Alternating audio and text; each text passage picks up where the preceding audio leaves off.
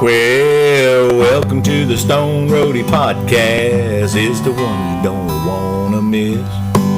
It stars Craig Reed, the Stone Roadie, and Griff, the rocket scientist.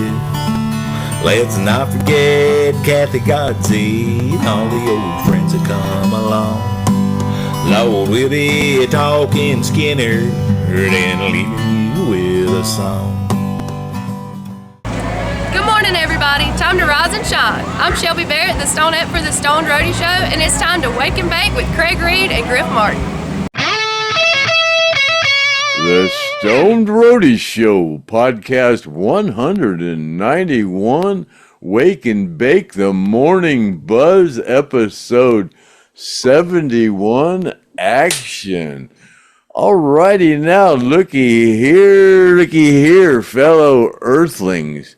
My name is Craig Reed, a.k.a. the Stone Roadie. This is my co-host, the rocket scientist, Griff Martin.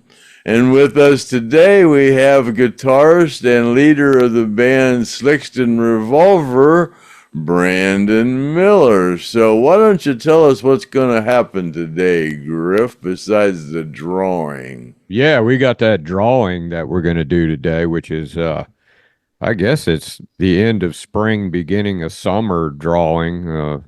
We planned on stopping, but Craig said keep going. So give away some more stupid shit. Yeah, more stupid shit. It's not really that stupid. But what you been up to, Brandon? Yeah, Brandon, we decided to have him on here because we hadn't heard from him in a while, and he's got some things going on with his band. He's changed some members. He's got some new gigs. He's hanging out in Nashville. He's all over the place. What you got like something going on there in California at the Whiskey A Go Go, don't you, there, Brandon? When's that happening? Yeah, we got booked to play September 27th, which is a Friday night at 10 p.m. To play the Whiskey A Go Go. We got Villanova opening up for us. From what I'm told, I may be wrong on that, but from what I'm told, it's Villanova, us, and then a band called Heaven's Edge, which was real popular in the late 80s and early 90s. And so, yeah, we're going to fly out there probably about 3 days prior and do some sightseeing and check out some of the history and check out my old stomping ground. And I was out there at one time. It was a lot of fun and in my early years. And so... Yeah, we'll be doing that September 27th, but yeah, we got a whole new lineup. When I started this band, I recorded the first record with Dave Fowler from the Artimus Pile Band and a few other guys, and after I got the record done, I was like, hell, if I'm gonna play these songs, I gotta have a band. So I decided to put a band together and went through luckily I've only had to change out 4 members, which, believe it or not, is actually really impressive for when you first putting a band together. It takes usually 2 to 4 years on average to really find who's 100% in and who's 100% not. But now the 5 guys I've got now, we've been working our ass off for the last 4 months, rehearsing 3 days a week, 6 hours a day, and we got our first show, our first headline show, believe it or not. We've had a lot of big stuff happen for us here lately. But back to where I was at is we are headlining the Basement in Nashville tomorrow night. And we're supposed to go on. It was 11, but I think they've changed the time from what I saw earlier to, I think, 9:45 or 10. And so if anybody out there wants to ride over to Nashville or is within driving distance and wants to see us play, you can be there around 9:30, and you should be there in plenty of time to catch us. But yeah, we got our first headline show tomorrow in Nashville, which is really shocking because, we've only done 1 gig in Nashville so far. We opened up for a jam festival called Nash Jam, and we done that, and that went over really well. And then it wasn't long after that, we got a call from Scott Bartlett from the band Saving Abel, which had a huge run in the 2000s from about 2003 to about 2014, 2015, and then they took a break for a while, but they're actually fixing to go back on tour. But Scott Bartlett, one of the co-founders of the band, saw our engagement has shot through the roof. We got 15,000 on Facebook and like 11,000 followers on Instagram, and it's growing daily. We're trying to develop our content, stuff like that better, so people want to actually pay attention and follow us and see what's going on. But that's been a learning curve within itself, because I'm not a social media guru. I'm a singer songwriter, instrumentalist. It's been a hell of a learning curve trying to do social media content to grow our stuff. But but we're doing that show tomorrow night, so we're looking forward to doing that. And then Scott decided that he wanted to offer us a management deal for him to manage us and open up a lot of doors. And him and his business partner, Nick Martin, have done a phenomenal job doing what they're doing. And because of that, we've landed a booking agent out of New Orleans named Missy Ann, and she owns it's something big something entertainment. I can't remember what it is. But she books for a lot of bands, and so we got her on board, and then Scott and his team. So we got a lot of big things going on behind the scenes. Some of it I can't talk about right now as much as I would love to. So yeah, that's kind of where we are as of right this moment. And so yeah, that's pretty much it. Where we are. You mentioned the Whiskey a Go-Go. You said you were flying out there. Were you guys renting a back line? They're going to have a kit and a bass rig already there. I've got a couple of friends that are going to loan us a couple of amps and some cabs from out there from the old days. So I've been working on. I've got all that worked out now. When we first got the gig, I was thinking, shit, we can't afford to fly cabinets and heads and stuff. I was thinking, well, hell, it's going to cost an arm and a leg to rent from SIR Studios out there in West Hollywood. So I reached out to a couple of friends of ours, and they're going to bring us some pretty good guitar rigs to set up in front of Heaven's Edge and stuff like that. So that makes our life a lot easier. So all we really got to bring is just our guitars and clothes. How many people does that venue seat? I'm not exactly sure what the capacity is. I want to say it's probably right around 250 to 300 people. A lot of those clubs in the Sunset Strip, they look huge in the videos, and all the legends have played there, from Hendrix to Zeppelin to Queen and Elton John and Lynyrd Skynyrd, 38, Molly Hatchet. I mean, they all played these venues at some point in their career. But I want to say it's maybe a 300 capacity. It's not a huge room, but it's a very iconic room, and it looks good on the resume to have that. And our producer is working on getting some record executives to come out there and see us play. So you never know who's in the audience. It might be a small club, but hey, some of the biggest bands in the world played these clubs and got offered a record deal. And now I doubt that's going to happen, but it's one of those things where, you always act like you're performing for the last time, no matter where you play, because you never know who's there watching.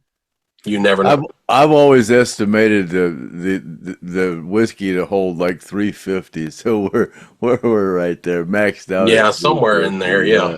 Yeah, but you're right about you never know who's going to show up in there. It's just that's that's an iconic place, I mean, the Whiskey a Go-Go. Everybody that is anybody wants to at least go see the Whiskey a Go-Go. I mean, everybody's been there, so you never, plus it's right in Hollywood, so you just never know who you're going to see there, or who can affect your career for sure.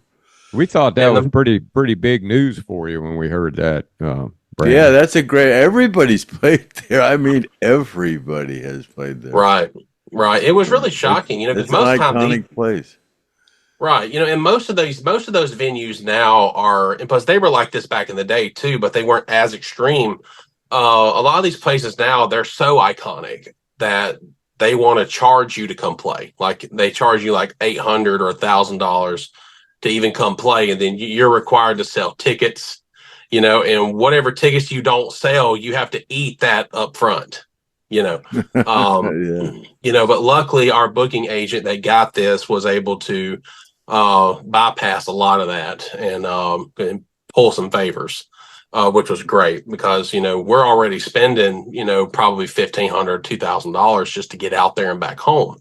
It's an investment, but it's one of those things to where, my producer, our management, and myself, we all know enough people out there on the West Coast. And luckily this was far enough out that we could call a lot of people up that are of importance, that might could open up some doors for the band and let them know that, hey, we're going to be out there on this date. You got roughly 6 to 7 months to plan.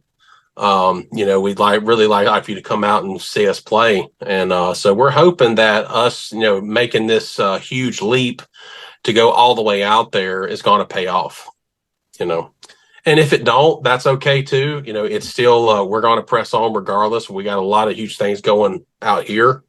I guess you can say more on the East Coast and the Southeast. So, whether we get anything from it or not, doesn't matter. It'll be an honor to set foot on that stage where all of my heroes have once stood and performed their songs. So, it's going to be a monumental moment for us members of the band to set foot on that stage.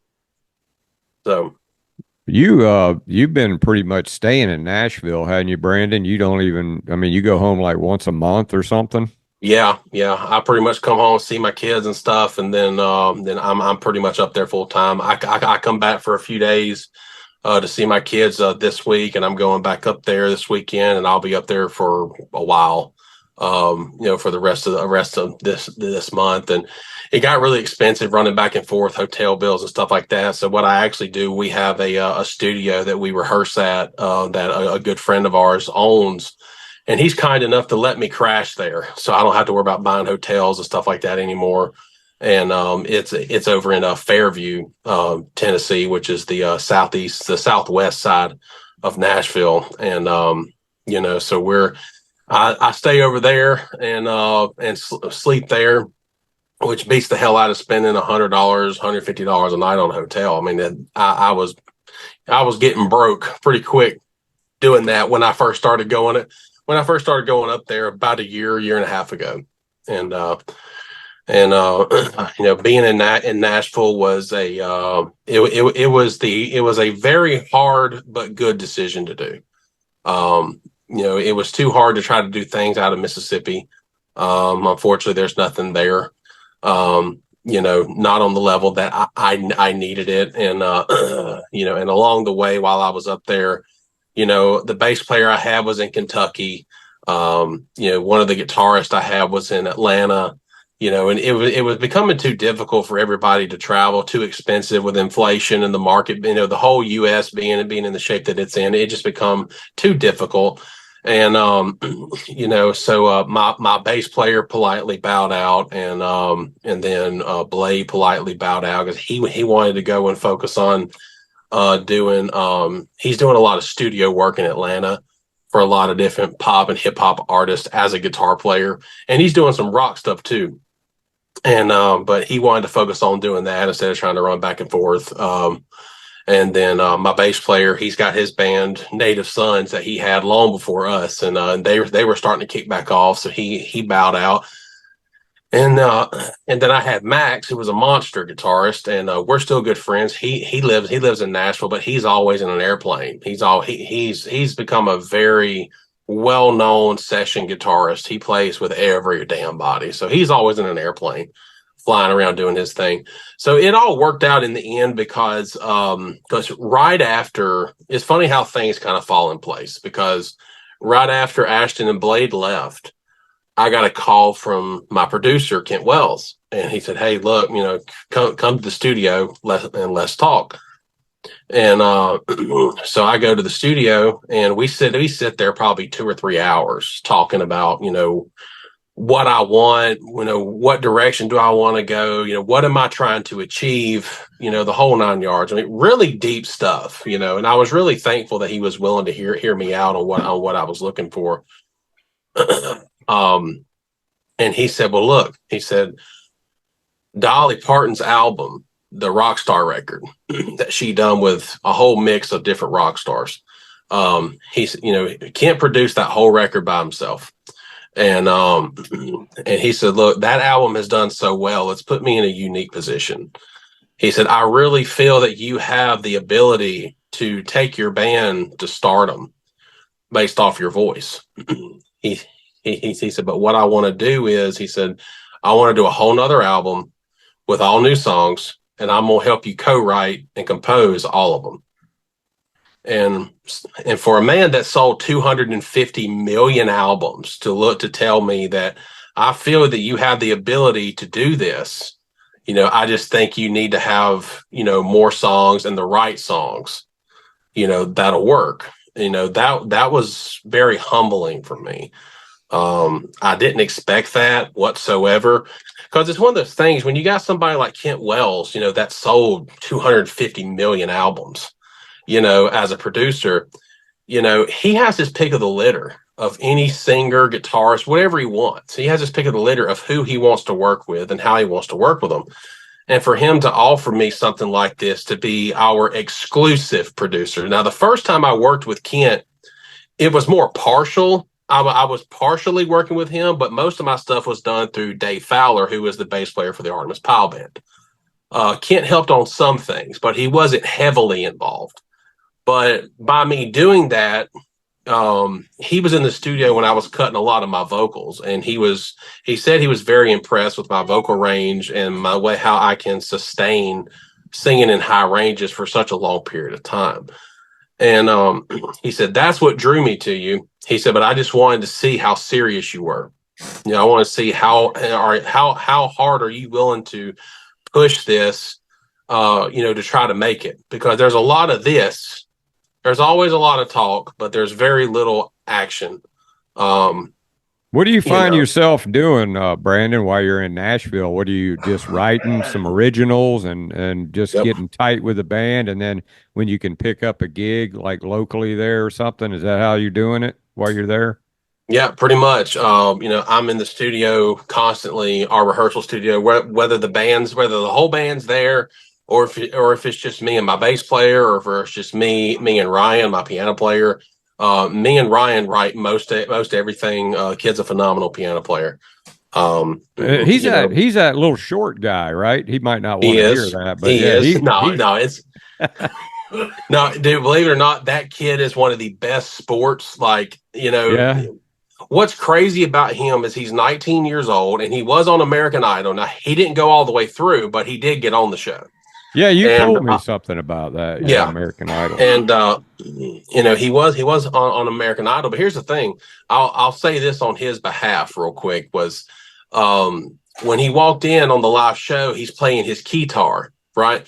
Well, he didn't want to use the guitar. That wasn't what he wanted to do. He wanted to play his performance on piano, but they forced him to play on the guitar for some reason.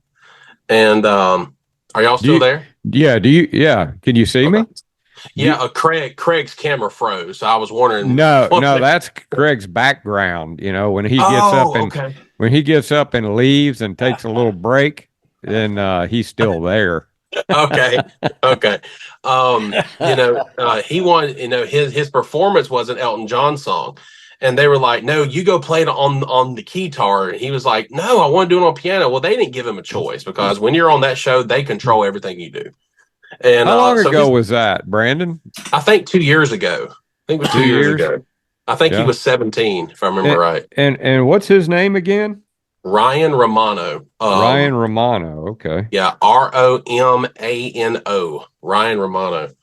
And he's even got a couple albums out too, that are very Elton John. He's a huge Elton John fan. You can see that in his style. He's very glamorous in certain ways.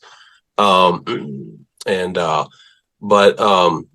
he done that, didn't go through, and I feel confident he didn't go through because they forced him to play an Elton John song on a guitar, which trying to play the guitar and sing like that is hard. So I was kind of disappointed that they did that to him, because I think he would have went through if it wasn't for that. But anyway, But me and Ryan are the dominant writers for the band. All the new material we have 7 new songs. 6 of them we're going to debut tomorrow night. One of them is in the process of being finished. And when we record this new album, I'm hoping to have it done, sometime in the later fall is what I'm hoping to do. We're going to have roughly 10 songs. I think we're going to do 8 originals and 2 covers. You're going to break those out at the Whiskey? Yes, yeah, we're going to play all the new original songs at the Whiskey, and we'll probably do 2 or 3 off the first record. Are you going to have anybody recording that, or are you allowed to? From what I saw in the contract, they have an audio video videographer specialist that works there. And if you pay like $250, they'll professionally record it for you. And they got multiple different camera angles, so you can get different points of view. And they'll supposedly professionally record it for you. So, because the problem is, if you bring in your own camera crew or your own camera person, you have to pay the Whiskey like double what they would charge for you to use their stuff. So you're gonna do it though, right? You're gonna let them do it. Oh, absolutely. We have to. I mean, we're not. Yeah. We need that footage for social media and YouTube and etc. And we'll have to get you back on when you're done with that, and then we can talk about and take a look at it and see how cool it was. Oh yeah, I mean, we're going to take a bunch of pictures. There's a lot of famous photographs that bands have took, from the 70s and 80s in certain locations in the Hollywood area, so we're going to go to some of these places and take some photos, in the same locations. That's something we're kind of doing, just to kind of reflect back to what it was 30, 40, 50 years ago versus now. Well, you got some time to brush up on everything. Get tight. Absolutely. How long have the guys that you got with you now? How long have the new guys been with you now? This current lineup we've been together for almost 5 months. Okay, well then you've got a pretty good amount of time with them, so you ought to be starting to get pretty tight, huh? Oh yeah. Well, the good thing is about the guys I have now, is they're hungry.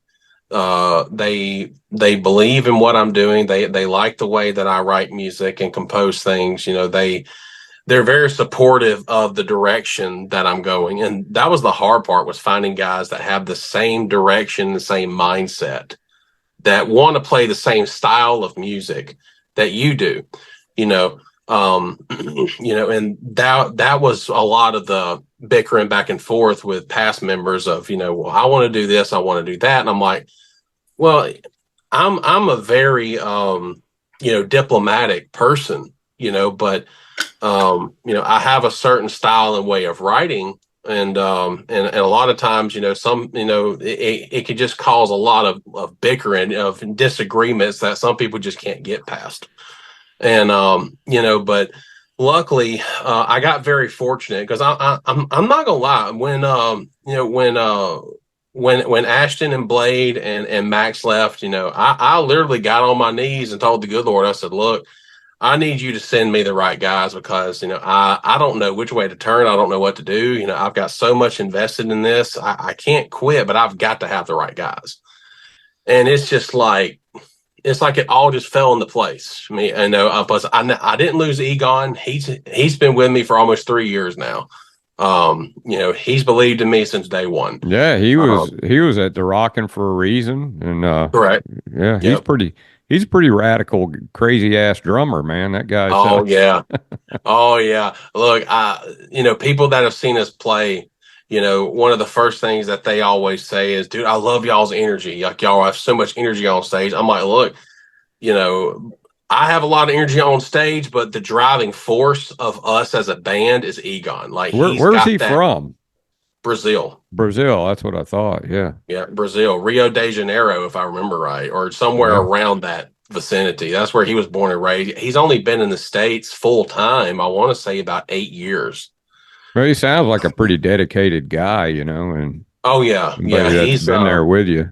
Yeah, he's like an older brother to me. You know, a lot of people don't know this. Egon is 56, 57 years old, and he looks like he's maybe 40. You know, I mean, he looks great for his. I mean, he looks like a rock star. I mean, you would never guess that he's close to 60. You know, and it's funny to hear him talking about, man, I saw Foreigner back in '82, and I saw Motley Crue in '84 on Shout the Devil tour. You know, I mean, he saw all these bands back in the day. Yeah, You know, he's from that era that I came he from. is. He is. You know, it's great to listen to him tell all these cool stories and all the because that's all he's done all of his life is. Did he ever see Skynyrd? No, I don't know if he did or not. Probably not because because of what happened in '77. Probably not. Yeah, because he's younger than me, so yeah, probably not. But he's a big Skynyrd fan. He loves Southern rock. He loves 38, Allman Brothers, Skynyrd. Speaking of that, who'd you sit in with recently? You sat in with some other band. Who was that? You talking about that the Skynyrd tribute act, Lone Star Skynyrd? Yeah, that's right. Yeah. Well, it's right after I got off tour with Artimus in 38 in 2022. Those guys hit me up about 2 months later and said, "Hey, we're doing this show down in Daytona Beach, Florida. Would you come fill in for us?" And I didn't know who they were from Adam. I didn't even know they existed. They just messaged me. I know. I said, "Look, we'll nice go guys." ahead." Really Great nice guys, man. Some of the sweetest dudes ever. And they play the songs right. Like that's what impressed me was like they don't half-ass, because with Skynyrd, there's no room for error. Like it's got to be right. Yeah, you can tell if it's not right. Absolutely. Sticks out like a sore thumb. You got that right. Yeah. And so I went down there and done that, and that wasn't that long ago. That was just what, couple weeks. Well, the Daytona show I done in November of 22. That's when I first played with them for the first time. Okay. But they're all the way in Dallas, Texas. And there's a lot of great players in Texas. So they have a couple of backup guys, but they just here recently, about 3 weeks ago now, I think, they came to Mississippi to play at the Vicksburg casino. I think it's Waterview Casino. I think is what it's called. Really nice place. I'd never been there, and I'm born and raised in Mississippi. I'd never even been there. And they come and play, and they said, "Look, one of our guitarists can't make it. You're from Mississippi," and I was actually in Nashville at the time. And, but I said, "Look, I'm in Nashville." I said, "But, I need to come home and see my kids anyway." I said, "Look, so I'll just cut across to Vicksburg, play with you guys, and then go home for a few days." And, so that's what I did. And, it was a great show. I mean, the room was damn near packed. And, I tried to set up a camera to film the show, but the security guys wouldn't allow any cameras up towards the front. And my phone's good, but it ain't that good at recording from, 100 yards back. Yeah. But you mentioned Dave Fowler, and he's no longer with Artemis's band. What happened to him? And I mean, I don't know if you're able to tell that or not, but I know what happened, but legally I can't say anything. Legally I can't say anything, and out of respect for Dave, I'm not going to say what happened. But because he's not saying anything. So yeah, it was a terrible situation. Kind of not parting ways on good grounds, or something like that. Right. Well, he was pivotal in getting them hooked up with Dolly. Yeah. So, and for everybody, for what I understand, he's so well connected to so many people. Yeah. I mean, it's one of those things, when Artemis Pile Band started, they were just playing smaller venues and stuff. And, when Dave come into the band, he was able to escalate them up quite a bit. And he done a lot for them. And, things happened. And I talked to him on the phone one time. I think it was Dave. Yeah, it was Dave, because Craig and I, we spilled the beans on that Dolly Parton thing on the podcast, and Dave called me up and said, "Hey man, can you unair that?" So we had to take it off. Yeah, because Yeah. they weren't supposed to know yet, but Yeah. but it worked out pretty good for Artimus band, you know.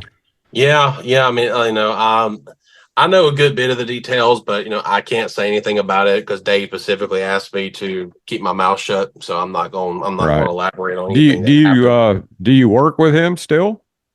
Yeah. I ran into Dave. Hell, it was just a few days ago. They were doing him and my producer and Jack Gavin, and basically the band that's on my first album actually was playing at John Bon Jovi's new venue in Nashville, and so I went down there to see him play and was able to hang out with him for probably about 2 or 3 hours, and got to meet some really cool people. And Shaq was there, which was kind of cool. The basketball player, for those Yeah, that why was he there? That's kind of crazy. he was DJing that night. He does some DJing stuff, Oh, really really? high end, really high end stuff. And he was DJing on the main floor at the bottom. Their stage in there is unreal, and the sound system's ridiculous. It's amazing. But anyway, Shaq was there, and there was a lot of cool people there. But yeah, I ran into Dave, and we got to catch up. I had not seen him in a while because he's been spending a lot of time with his family trying to catch up. Since he's not on the road all the time. He's mainly just doing stuff around Nashville right now. I know he's still. He told me that he picked up a few gigs in the Carolinas with some friends of his that he'll go and do, and because I want to say that's where he's originally from, is the Carolinas. I can't remember exactly which. I'm thinking he kind of worked with Savannah a little bit, trying to help her out. I know Kathy did he? Keeble. Okay. Yeah, I believe Kathy Keeble hooked her up with him some, and he's always seems like a guy who's willing to help new people out, Oh yeah, yeah. I mean, look, if it wasn't for Dave Fowler, I wouldn't be sitting here talking to y'all about this band. Like I never considered doing original music until when I was touring with Artimus. I was doing a lot of the female background leads, the really high pitched stuff. And then Dave heard me and was like, "Man, have you thought about?" It's like, I knew you could sing, but I didn't know you could do that kind of stuff. He said, "Have you ever thought about doing your own thing?" And I was like, "No, not really." He said, "Well, if you ever have any original music you want to record, I'd like to help you do something." And then it all just snowballed from there. Yeah, he hooked you up in the studio there when you and Zach went down and recorded your song that you had on. Yeah, Freebird. Yeah, right. That's yeah. That redo of Freebird. Yeah. We recreated live at the Fox, 76, and it's on our debut album Crossroads, and it's we put everything we could into that, as far as we didn't spare no expense on detail. I done Ronnie's vocals. I am not Ronnie Van Zant, never will be. Nobody ever will be. But I done my best to try to recreate his essence. I'm a little bit more, I guess you can say, my voice is a little bit more prettier, a little bit more cleaner and prettier. Ronnie had just that Southern gruff tone to his voice, very, very tough. I haven't heard anybody imitate Ronnie Van Zant and even sound, No. I mean, you can get kind of in the pocket, but right. There's nobody going to be able to imitate Ronnie. Right. I mean, there might be somebody come along and do that, but I've never heard anybody. I've never heard anybody sing like Ronnie. And plus, the thing that amazed me about Ronnie was like when he sang, it's almost like he was singing you a story. Like the way he wrote his songs. I've never heard or seen anybody write songs and sing them the way that he does. Like it's like he sings you a story on every song, and I love that. That's one thing I love about him. I wish I could do that, but I can't write stories and vocally sing them like he does. It's really amazing what that man did in such a short time. But plus he does little things too, like the whistle that he throws in there and all that unique stuff. It's always original, timeless stuff. Yeah, there's And one video I saw of him. He could put his fingers in his mouth like that. My mother can do that. I've always tried to do it, but I never could figure it out. But my mother, dude, she'd blow your freaking eardrums out with that 2-finger whistle thing. And I would see Ronnie do it. I'm like, how the hell do you do that? Artemis told a story about how Ronnie taught him how to whistle. Oh, really? Well, yeah, and then he said he kept screwing around with it and screwing around. He couldn't do it, and then it was that whole thing, with the fingers. And then one day he did it, and he was like, "Well, look at that shit." right, right. But And, so where do you see yourself now in a year from now? well, we got a amazing phone call about it was about 2 weeks ago now, not this past Thursday, but the prior, about 2 weeks ago. We got a call from Kip Winger from the band Winger. Oh, yeah. Oh, really? We got a call from Kip Winger. My manager books for Kip's solo band. He done some booking for Kip's solo stuff because Kip is also a classical musician. He's not just a hair metal hard rock musician. He's also classical. Both of his mom and dad both were classical singers and musicians. That was with Arms Wide Open. That song. No, that wasn't him. I'm talking about Winger. You're thinking about Creed. Yeah, I was thinking about Creed. Yeah, Winger done 17. She's only 17. That's right. Yeah. And they done that song Madeline, and they had 3 big hits from 88 to 90, from 88 to 91, I think. 3 or 4 big hits. They done really well. And but Kip is there's so much more to Kip than Winger. He's wrote songs for all different genres of music, not just rock. He's wrote songs for all kinds of huge artists. He's one of the biggest songwriters. Oh, I didn't know that. Wow. Yeah. His discography is incredible. But my manager books for his solo band, and my manager sent Kip the first album and said, "Hey, we're managing this band. Check these guys out. Let me know what you think." Well, Winger's on tour in Europe, and so he called my manager, however long later. And he called him up, and my manager said, Kip called, and I answered the phone. He said, I didn't even get out, "What's up, Kip?" And the first thing Kip Winger said who the fuck is that singer? And when he told me that, I went, wait, what? Kip Winger? No, like Winger's in one of my top 10 all-time favorite bands because I'm a huge Red Beach fan. The lead guitarist for Winger is insane. And I was like, no, there ain't no freaking way. No, he said, no, dude. He said did you get to talk to him? I wasn't able to talk to him, but that hopefully is coming soon. The first thing he wanted to know is who I was. He said he was blown away by the vocal range, and my songwriting. I never thought I was a great songwriter. I mean, I done the best I could with what I could put together, based off, the different bands that I've idolized. I never thought I was a good songwriter. So for Kip to be like, who the hell is that singer?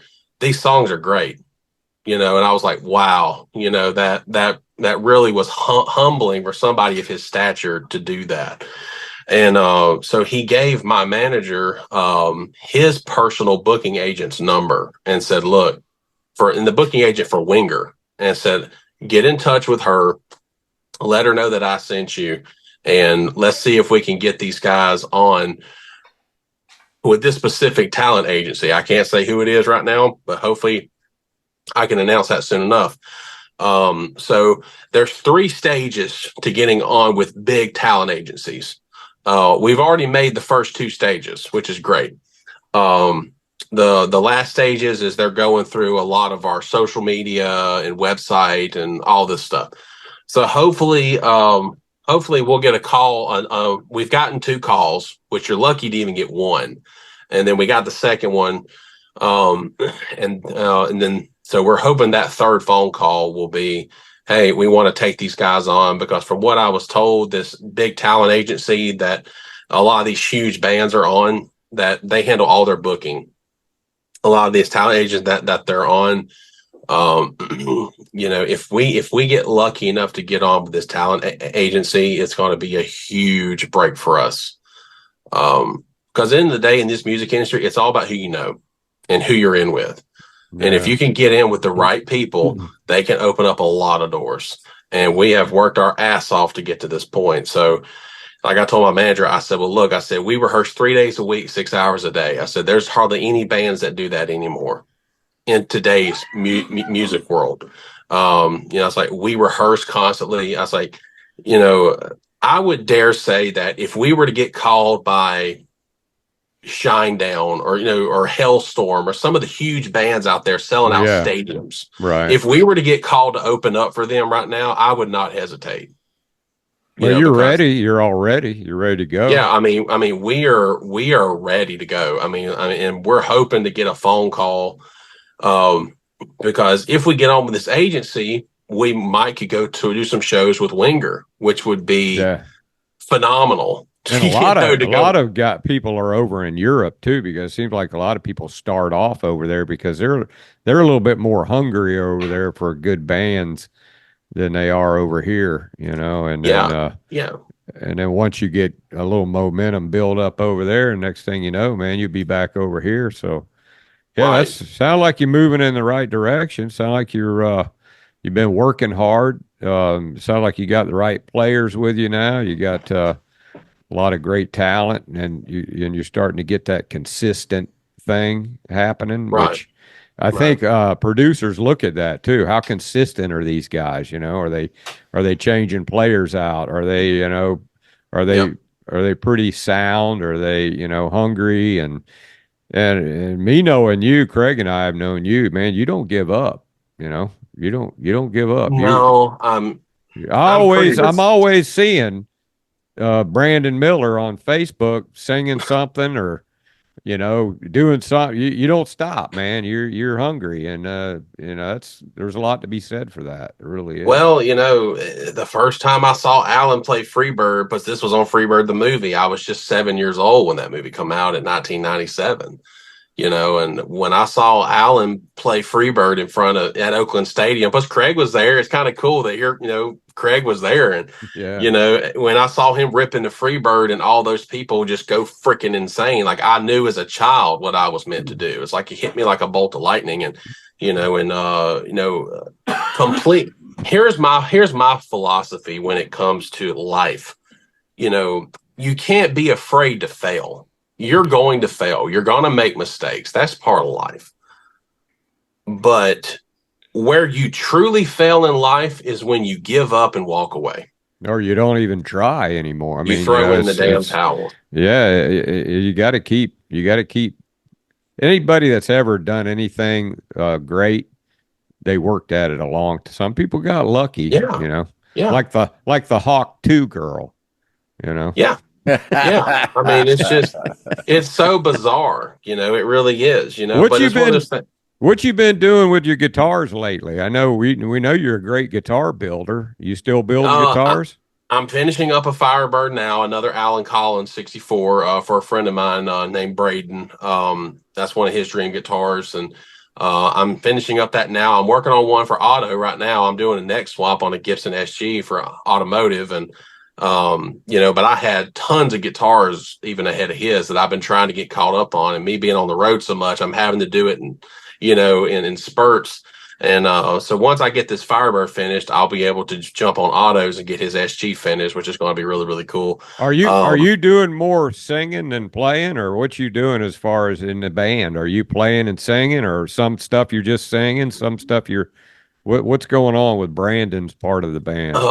I'm playing and singing probably 75% of the time. There's about 4 or 5 songs that I don't sing on that I just kind of can put the guitar down and breathe and take a break, because, it's really hard to sing the material that I write and play at the same time, because you're trying to focus on 2 separate things. You're giving double the energy, and so it's really hard to sing and play some of the material, that we do. So when I find a song that I feel I can put the guitar down and it's not going to really hurt it, I'll take it off and take a break. And, because I prefer just slinging a microphone. I really do. Like I prefer to talk to mingle with the crowd, work the crowd, talk to them, and really put on a show. And to me, it's hard to do stuff behind a guitar all the time.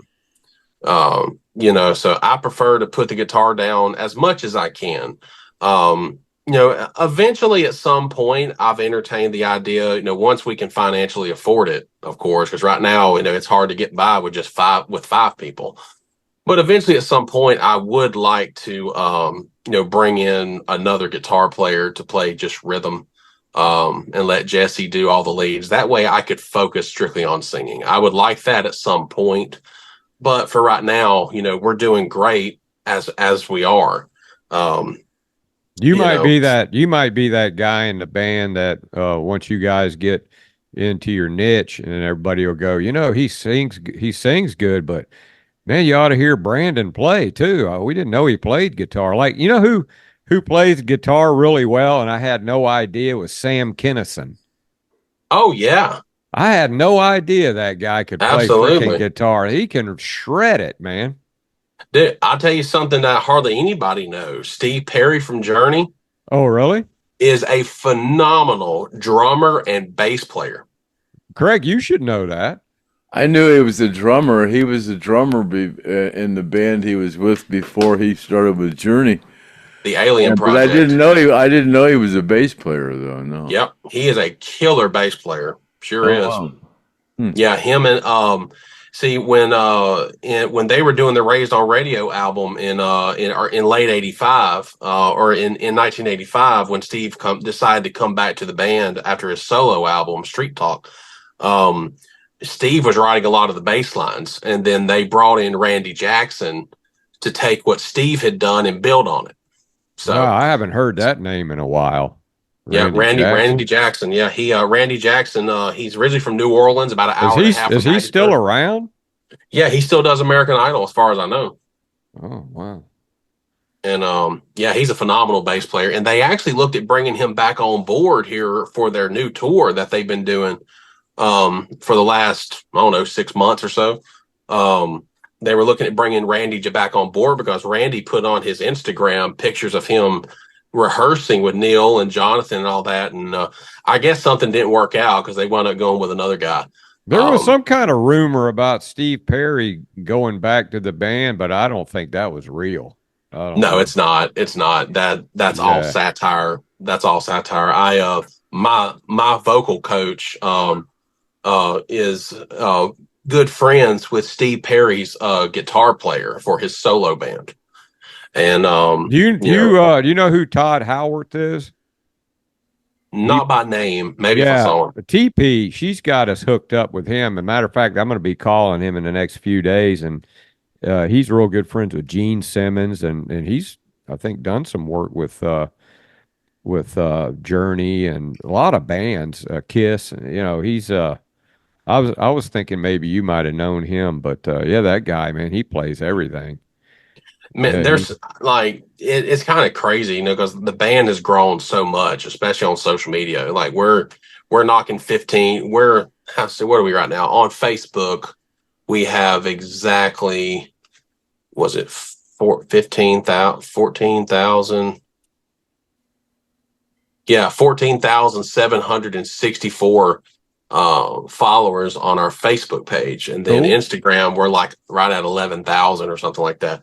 And it's kind of, it's, I'm still trying to get used to it. Cause when I come to Nashville, I go to the Gibson garage, or if I go, even if I go out for groceries, a lot of times there's somebody say, aren't you that Slickson guy? Aren't you in that Slicks that was it Revolver Band or something? And I'm like, yeah, or I go to a venue to see a band, and they're like, they know me by name, but I don't have a damn clue who they are. And I don't want to be that guy that's like, who are you? So I just kind of go along, and, cause it's just, I don't want to be the awkward guy. When do you think we're going to be hearing your new stuff? I'm hoping by the end of this year. My original goal was I wanted to have everything out. I mean, mixed and everything, Oh yeah, the whole album. I'm hoping by the end of the year, because my original goal, I wanted to start recording back at the end of February, 1st of March is what I wanted to do. We went in the studio for one day, and then we were supposed to come back in about a week later. But my producer Kent, he's Dolly's. He's not only Dolly's producer of everything that she does, but he's also her band director. And so anywhere Dolly goes, Kent goes. I mean, and she's had him running constantly. Like, she had this dog show on TV here recently, and Kent was running all the music for that. I mean, it's insane. So I'm having to work on his time, unfortunately. But I'm very grateful, and here's why, for those that are probably questioning. For one, Kent's a very powerful man, and for him to volunteer himself to work with us, and not, and I don't have to pay a huge production fee. I only have to pay for studio time. A lot of times when big producers work with bands, they have to pay for the studio time, and they have to pay the producer's fee. They have to pay him a certain percentage on top of all of that.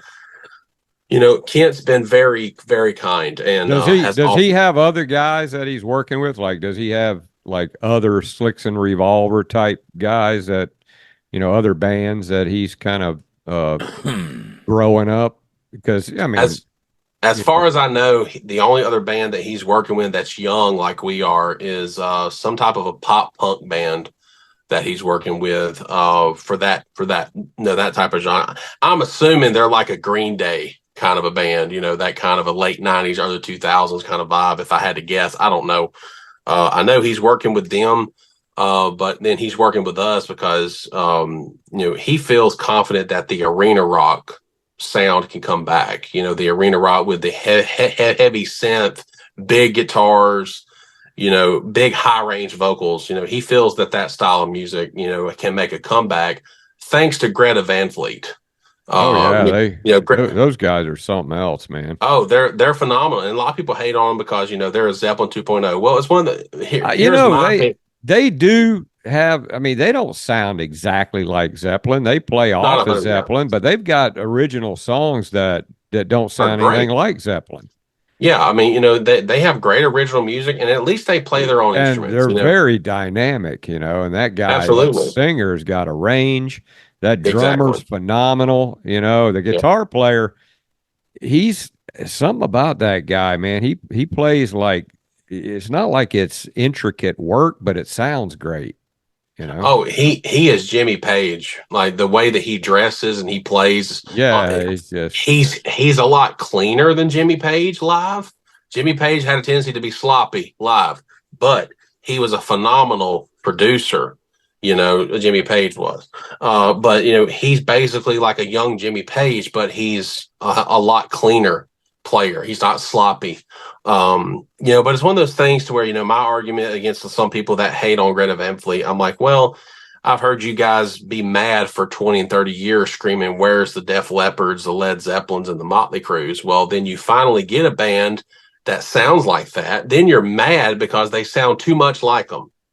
So those songs that they came up with, that they started out with, are really great. I mean, they're great. Yeah, they've got some newer ones, but the newer ones, they just haven't hit that same level of the ones that they first came out. In my opinion, they're still great, but it's kind of weird, whenever you come out, it's kind of hard to top something that's really great that you did. And every band's had that problem. So yeah, and even Skynyrd had that problem. They were kind of flounder until they found Steve Gaines, right, Craig? A little bit, yeah. Yeah, they were kind of floundering around a little bit, but yeah. All right, Brandon. Well, we're gonna jump into this drawing. You can stick around if you want. Craig's gonna shake up the jar. And anything else you got to say about anything you want to plug? Anything you want to mention? Oh, well, I mean, for those that might see this tomorrow, if you're within a couple hours driving distance of Nashville, I'd love for you to come out and see us play. You'll be able to meet us in person. If you want to come buy some merchandise, come buy some merch. You want to come out and see us, hang out with us, come have a beer with us. We love to meet you. And, we're very accessible.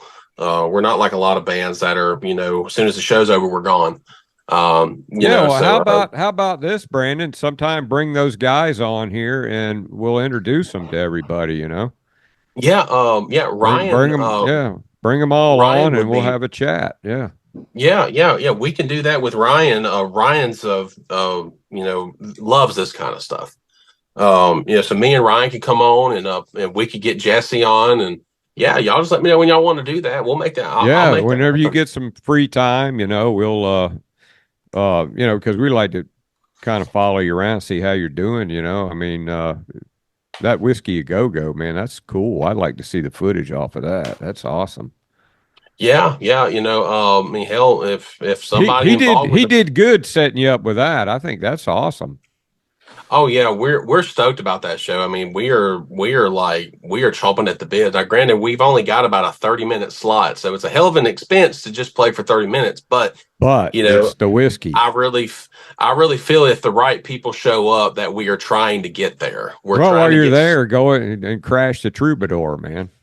Oh, as soon as it's over, we're going to go next door, to the Rainbow and take some pictures with Lemmy Kilmister statue and, all the really cool iconic places, and go find the Hollywood Walk of Fame and some of the stars. And, we're trying to get some pretty big people out there. And believe it or not, I'm actually crazy enough to do this. I sent an email to Jim Carrey, the actor. Oh, yeah. Yeah, I sent an email to Jim Carrey. We're on Celebrity Access, so I have access to that kind of information.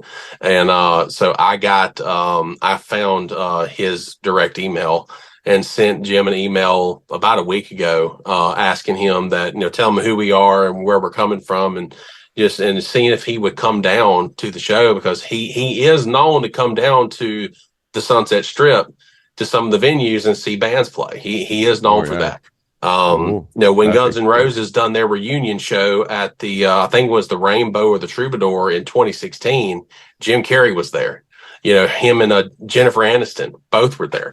So I'm crazy like that. I'll actually be like, hey, what the hell's it gonna hurt? Well, you got to throw shit on the wall, see what sticks, man. Yeah, but how cool would it be that we'd be playing a show and fucking Jim Carrey's out there in the crowd? I would. You might get a surprise. Might be somebody there that I think when we talk to you again after you go there, you're probably going to go, hey, guess who was there? And we're gonna recognize somebody. But the show's not until September. So if y'all want to have me on again a couple times before then, I'm sure I'll have all kinds of information to relate. Yeah, bring your guys. Hey, when we do this drawing, while we've got you on here, and we were out at the monument, we got to tell that story about how Otto Craig drew Otto out of the damn hat. Remember that, Craig? How y'all doing? This is the Alan Collins 58 Gibson Explorer replica that I built to raise funds for this monument, and I thank all of y'all for coming out today. And without further ado, we're going to let Mr. Craig Reed, the longtime roadie and guitar tech for Lynyrd Skynyrd, who worked on Alan's original, he's going to draw the ticket for y'all, okay?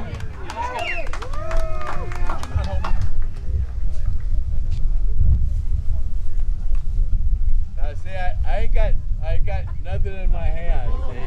Yeah. Nothing in my hand. Cause I bought one ticket, So there's nothing in my hands, nothing up my sleeves, Okay. All right. Okay, here we go. I'm gonna shuffle them around here. They're all wadded up. That feels like the winner. Oh, is it you? Is it you? Is it you? Who it is? I'll be dang. Jeff McCauley. Whoa! Whoa! You can't be serious. He said he was going to buy a lot of tickets. I think he did. I do. That was odd. Yeah. That was crazy. It looked like it was rigged, but it wasn't. Dude, let me tell you something. I caught some shit for that. Like, I got some hate mail in my messages because on we built that guitar up. I mean, Yep. it was everybody was wanting to win that guitar. Yeah. Tell the listeners what guitar that was. That was a replica of Alan Collins' 58 Gibson Explorer that he's known playing, starting in at Nebworth in 76, all the way up, through the Crash. And then he even played it in the Rosington Collins band and a little bit in the Alan Collins band. I mean, it's a very famous guitar. It's one of only 17 that were ever made, and there's less than 9 known to exist, and Alan's is one of them. And everything was duplicated to the T. All the way down to as close as I could get it. I've never been able to hold the original. I've seen tons of pictures. We tried to duplicate it. But you worked with Brandon Campbell and Kent Griffith, and you got those guys to help you out, and they're experts on that guitar. Yeah, and and you had it dialed in, and then you were pumping it up. And little did we know that our very own Automotive was going to win it. That was bizarre. I mean, because, I was using that, I donated that guitar. I built that guitar with my own money, my own time. And that was a contribution that I did towards the monument to get people to, donate to them, because every bit of that money went to pay for that damn thing. Yeah. It was $25,000, I mean, it was a high dollar monument. So that was my contribution on top of, I started the fundraiser, I built the slab, and then I brought the equipment in to set it. The only thing I didn't have control over of what went on the stone. That was voted on by the monument board. So anyway, so I built that guitar, and then, well, the look on your face when you found out. I knew it as soon as Craig said Automotive or Jeff McCauley. I was like, oh shit. But you know what though, you might have caught some grief from it, but I didn't hear anybody else complain about it. I had 4 or 5 messages come in saying I donated this amount of money to that damn guitar, and I didn't win it. That blah blah blah when the Stone Roadie show won it. All that shit was a scam and a set. I mean, it was. We got some crazy coincidental stuff that happens in our drawings, man. Like there's a guy's won 3 times. Basically, in our Jack drawing. West, he's won.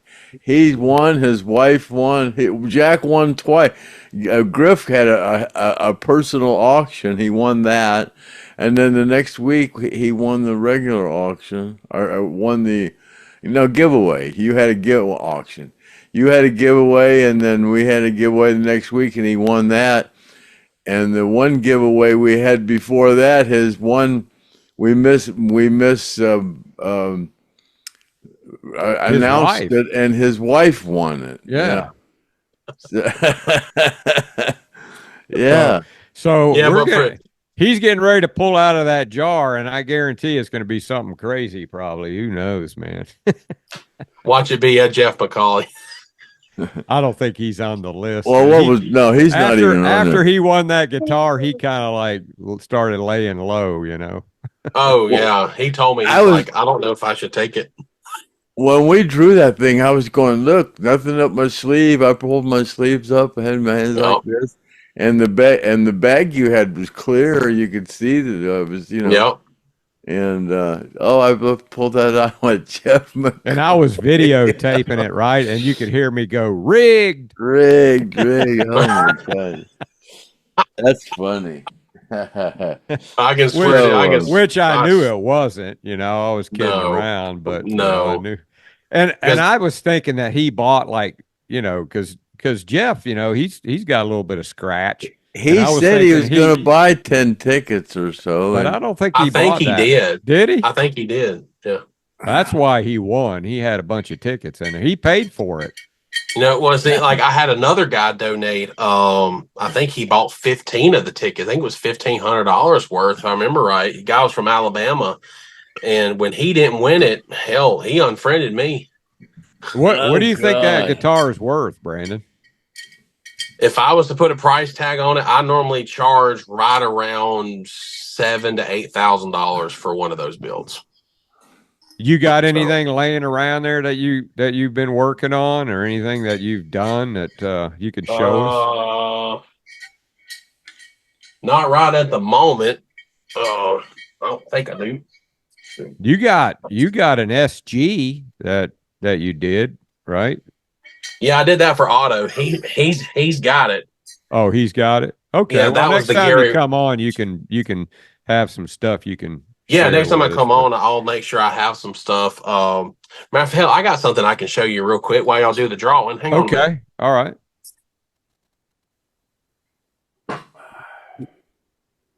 Yeah, pull it out there, Craig. Let's do it, man. Let's see who we got there.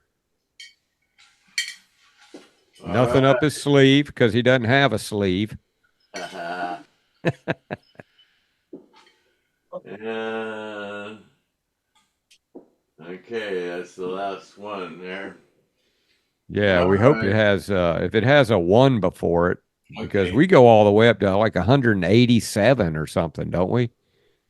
167. Okay, I'm gonna pull my 167. hand out of there, and it's number 022. So it's 22. 702222. 707022.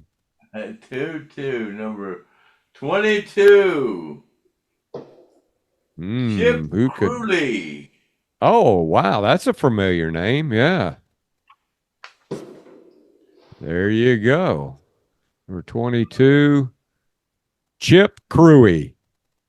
You are the baby daddy. Congratulations there. And he doesn't even know what he won, but it's going to be something good. Do we?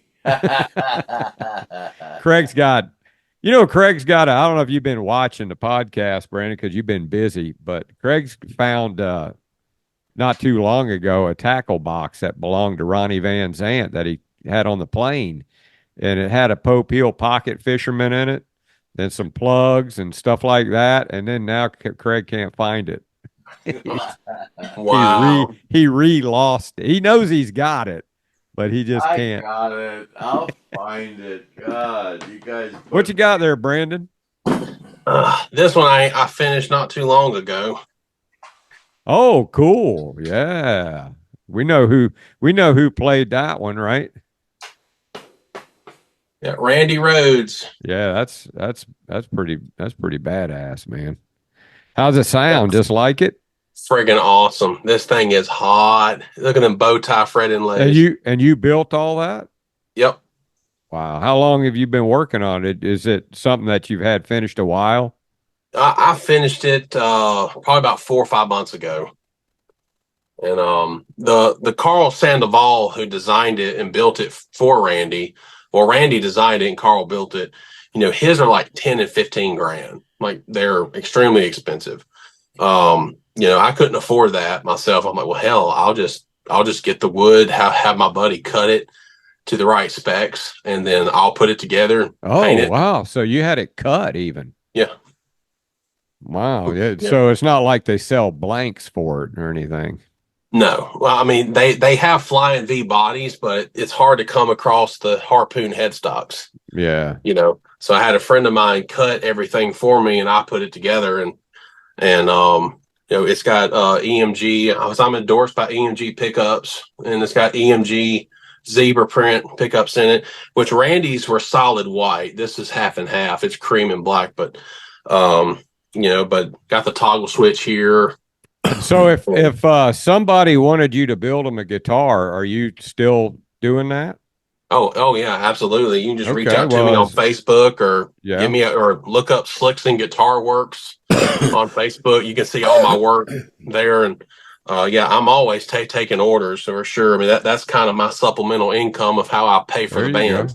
So so anybody that's got any kind of an idea of a guitar that you might want, is it like if they came to you and said, hey, I would like to have a guitar like this, is that how it works, or do you just about it? I mean, I can just about get or have done whatever you want. It's one of those things. If Because I don't mean this in an arrogant way, but it's just kind of the way it is. I mean, if you got the money, I got the time. I know the right resources to get it done. Right. It's Gibson is what I specialize in. I'm definitely far cheaper than Gibson would charge you. But I would definitely put my stuff up against most everything that Gibson does. And for those that don't know, Tom Murphy of the Murphy's Lab at Gibson Guitars, he builds those $20, $30, $40, $50,000 one-off guitars for Gibson. He signed off on my work. Matter of fact, for those that haven't seen it, I'll show you. I got a picture of it. Hang on one second. Okay. So, Chip Cruey, you need to get a hold of Craig and verify that you do indeed know that you won. Send him an email to thestoneroadie@gmail.com and verify that you know that you won. So, for those of you that can see it, that's a picture of Tom Murphy from Murphy's Lab at Gibson. He's signing off on my Alan Collins exact replica of his original 64 Firebird 3. I bet you he was honored to do that, wasn't he? Oh, man, and I can thank Dave Fowler for that. Him and Dave are good buddies, and Dave called him up and said, man, Brandon's built this guitar that's one of one. He spent 3 years. I mean, I nerded out on it so bad to the point. Did he open it up and look at it? Yeah. Wow. Yeah, we spent about 2 or 3 hours at Carter's Vintage Guitars in Nashville in a private room, letting him go over it. Isn't that where Ed King used to like to hang out? Carter's Guitars? Yeah, that's where Sweet Home Alabama guitar was sold. His Red Eye, the 58 Standard. I mean, all of his guitars were sold there. And but I had a private meeting with Tom, thanks to Dave Fowler, and I have some video footage of it on my Facebook page. If you go through my videos, you'll find it. Of him talking about the guitar and how good of a job I did on it and everything. And that's probably my most proud because I mean I drove to Jacksonville 3 times, tracking down everybody I could, and the 2 that helped me the most, Brandon Campbell helps some. But the 2 that helped me the most was Steve, who owned the original. Yeah. Steve had a bunch of pictures and very in-depth stuff about the guitar.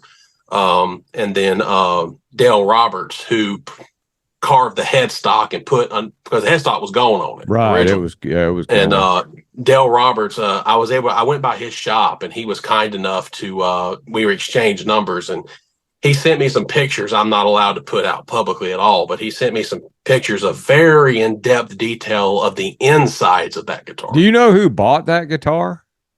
It was a collector in Las Vegas.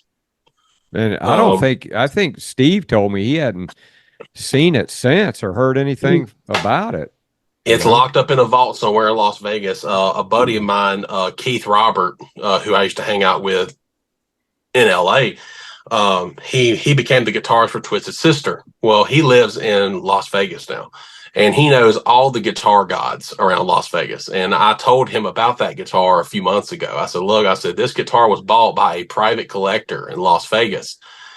And he said, I know of 3 private collectors of very rare high dollar guitars in Las Vegas. He said, let me see if I can find out who owns that guitar, and I'll let you know. And I haven't heard nothing yet, but I'm hoping to find out who the guy is, because what I'd like to do, I'd like to see if Keith could set me up a private meeting with this guy so I could see the original and bring mine with me.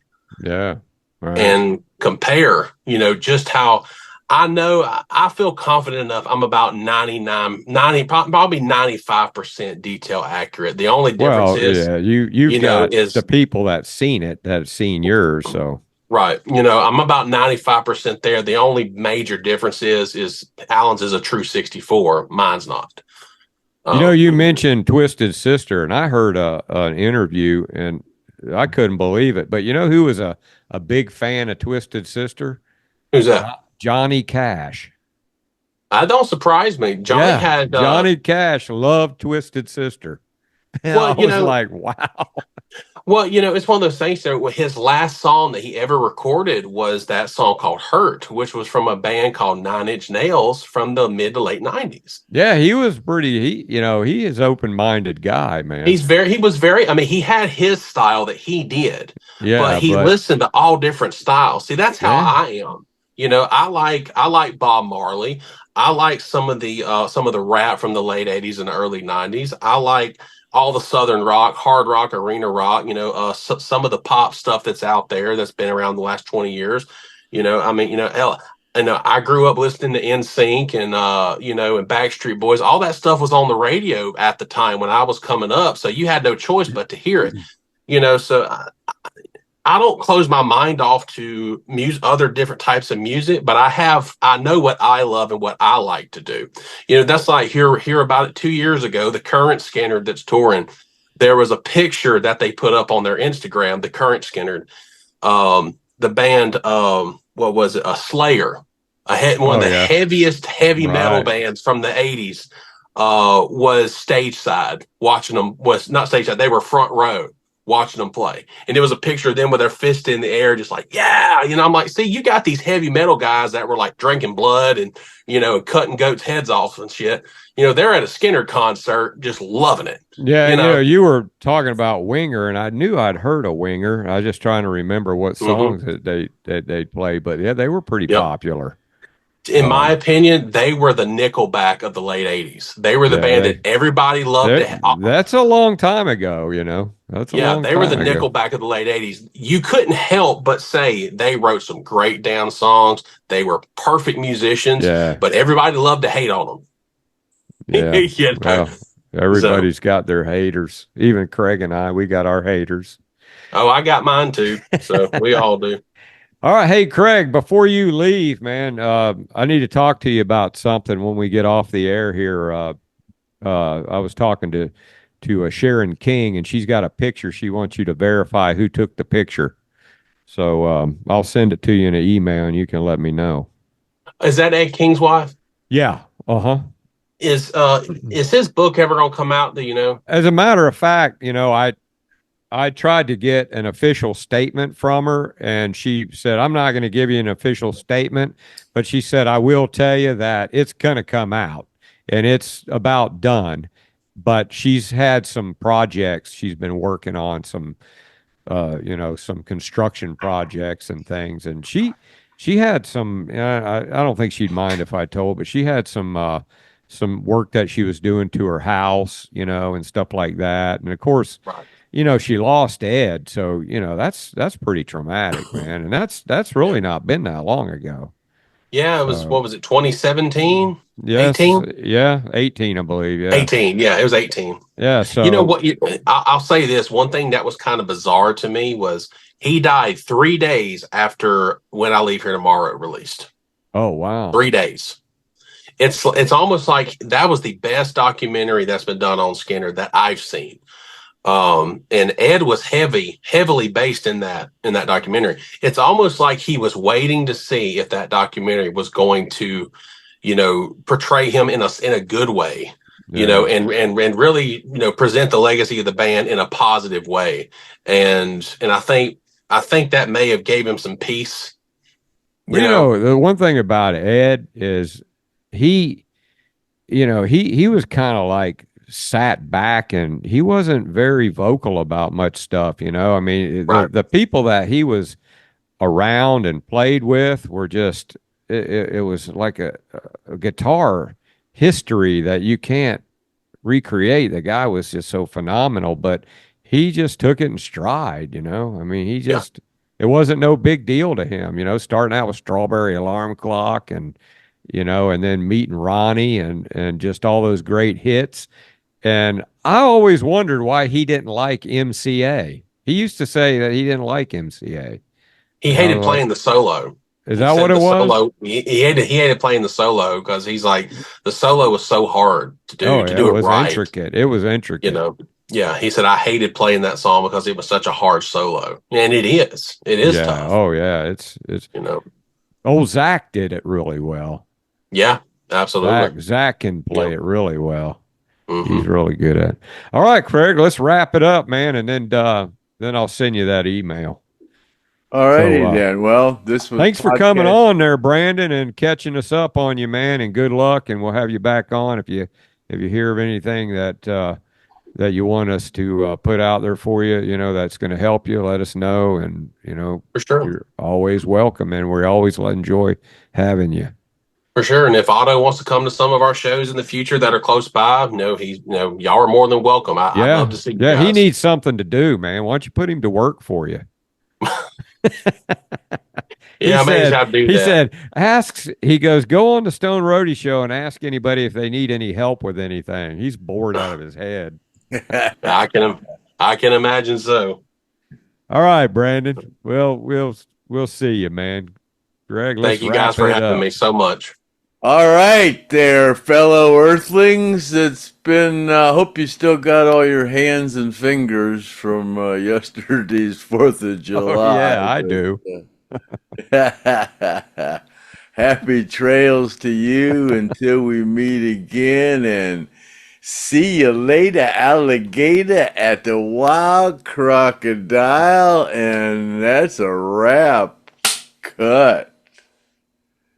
Happy trails to you until we meet again.